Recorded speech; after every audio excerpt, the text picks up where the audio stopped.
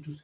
Pourquoi le peuple, dans Lévitique 11, verset 7 à 8, qu'ils étaient impurs? Parce que Jésus-Christ, qui kataba, Dieu en son temps a choisi un peuple qu'on appelle Israël. Alléluia. Dieu choisit en son temps un peuple qu'on appelle Israël. Parmi les peuples, Dieu choisit un peuple pour les consacrer, pour les mettre mis à part pour lui, pour pouvoir l'adorer. Et quand Dieu continue, il prescrit des ordonnances. La Bible dit, parce que ce sont les ordonnances qu'il a prescrites à Aaron et à Moïse en son temps. Aaron qui était un sacrificateur et Moïse qui était le berger. La Bible dit, Dieu prescrit les ordonnances à Moïse et à Aaron les sacrificateurs. Il dit, voici les animaux que vous devez manger et voici les animaux que vous ne devez pas manger. Parce que Dieu a donné la loi seulement à Moïse. Or, la loi, c'est un rêve.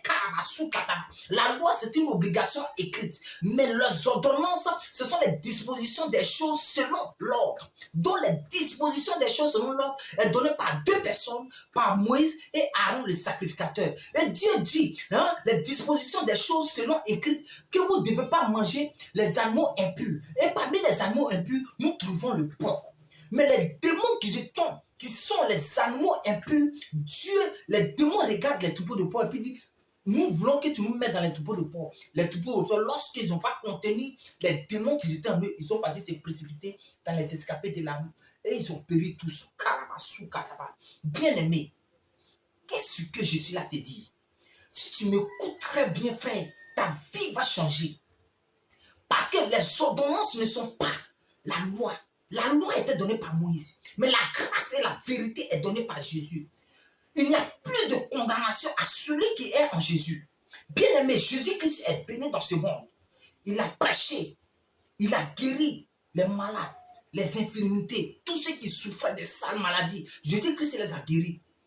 Ils ont traité Jésus-Christ des blasphèmes. Ils l'ont tué. Il est mort. Et lorsqu'il mourait, il a donné la clé à une personne, à un illettré, à quelqu'un qui ne connaissait même pas A plus B, un pécheur, à quelqu'un qui ne connaît même pas la technologie, qui ne connaît même pas les écritures, qui ne connaît même pas l'intelligence. Dieu donne la clé à Pierre pour dire, c'est sur Pierre que je bâtirai mon église. Toutes les églises, protestants, baptistes, catholiques, toutes les églises que nous voyons aujourd'hui, la clé était donnée par Pierre. Et ce Pierre-là, Dieu se révèle dans Acte 10. À Acte 10, Dieu prend un homme qu'on appelle Corneille le centenier, qui avait au moins presque 100 soldats sur son chemin, sur ses ordres. Dieu se révèle à lui parce que c'était un homme qui était pieux, qui craignait Dieu. La Bible dit il faisait du bien. Il donnait beaucoup de monde à plusieurs personnes, à des hommes, et il priait Dieu continuellement. Karabasuka. Un homme qui était païen, on dit que c'était le terme, Corneille était le premier païen qui était converti par Pierre. Et ce premier païen-là, la Bible faisait beaucoup de monde au peuple. Et il priait continuellement.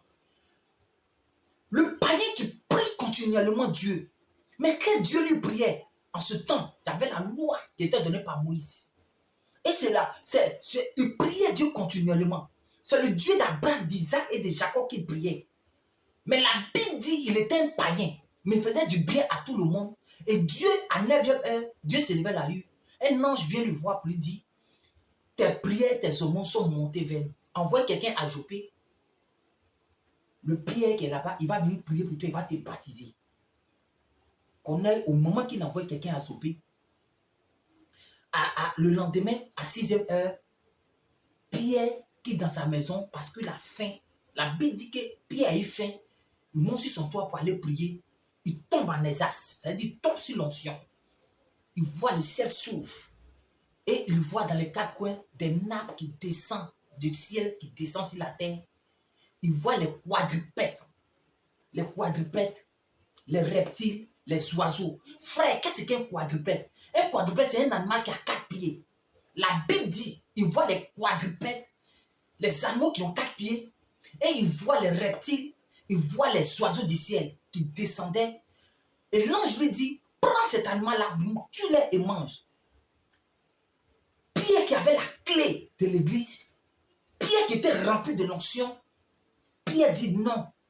Depuis au temps de Moïse et d'Aaron, tu nous as dit de ne pas manger.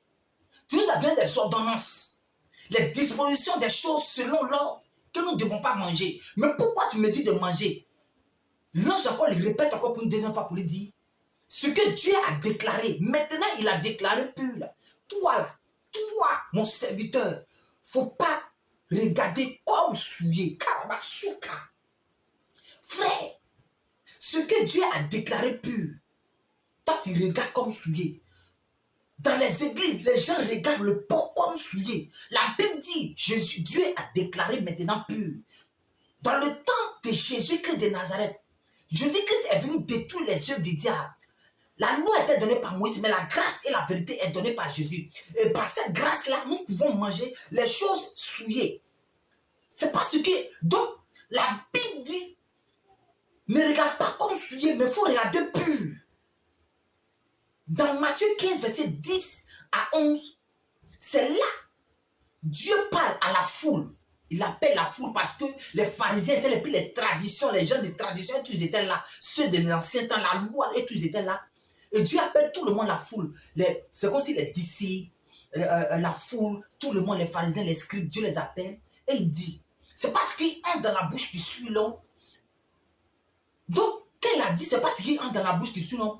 Le disciple qu'on appelait Pierre, il dit à Jésus, mais tu as scandalisé les pharisiens, pourquoi tu peux dire ça? Au verset 15, Pierre encore répond à Jésus pour lui dire, il faut nous expliquer cette parabole parce que nous ne comprenons pas. Et Jésus-Christ dit encore à Pierre que vous aussi vous êtes sans intelligence. Parce que Pierre qui avait la clé était sans intelligence. C'est même chose comme ça dans les autres églises, ils sont sans intelligence. Parce qu'ils commencent encore à penser encore à des choses qui étaient écrites depuis dans l'Ancien Testament. Oh, Jésus-Christ est venu pour la grâce. Il n'est pas venu abolir la loi, mais il est venu pour les accomplir. La Bible dit qu'il n'y a plus de condamnation pour celui qui est en Jésus. Karabasuka. Il n'y a plus de condamnation. Ce qui te condamnait, il n'y a plus de condamnation. Les ordonnances qui sont données à Aaron et à Moïse, parce que ce sont les ordonnances qui étaient données. Et la Bible dit, ce que Dieu a déclaré pur, là, toi, il ne faut pas regarder comme impur. Si tu regardes encore les choses, le comme impur, c'est que tu es dans l'égarement, tu ne connais pas la parole de Dieu. Bien aimé, je t'explique la vérité. C'est la parole vivante qui marche, qui va avec toi. Que la paix du Seigneur soit venue. Et la Bible dit, donc vous êtes encore vous êtes sans intelligence. Au verset 15, dans Matthieu 15, la Bible dit, ce qui entre dans la bouche là, ça va dans un petit coin. Mais c'est ce qui sort de la bouche là, ça sort du cœur. Frère, ce n'est pas ce que tu manges, c'est pas ce que tu manges là qui va te souiller. Ce n'est pas le porc qui va te souiller. Parce que le porc n'a pas pu contenir les démons qui étaient en eux.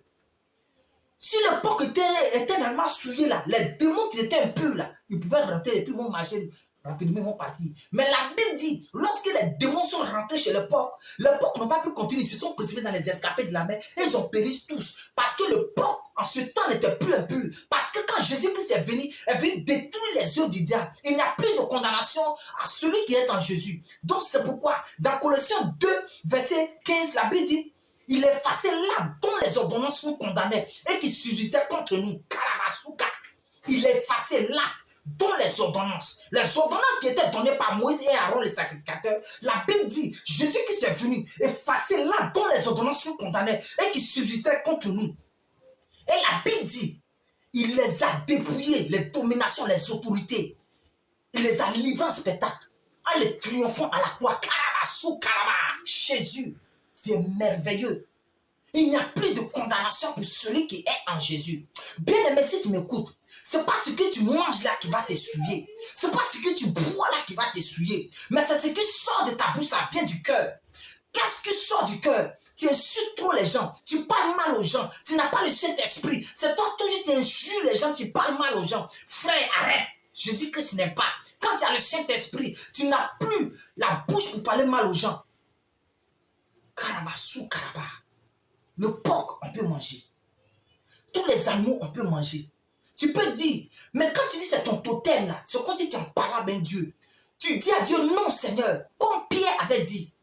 Pierre a dit non au Seigneur. Dans les autres églises, tu dis non au Seigneur. Nous ne devons pas manger parce qu'ils sont toujours dans l'ancienne alliance. Nous sommes dans la nouvelle alliance qui est en Jésus. Il n'y a plus de condamnation. Jésus-Christ a détruit là dont les ordonnances nous condamnaient. Bien aimé, si tu m'écoutes, reçois ton esprit. Écris-moi en commentaire, amen. Que la paix du Seigneur soit sur ta vie. Que la grâce de Dieu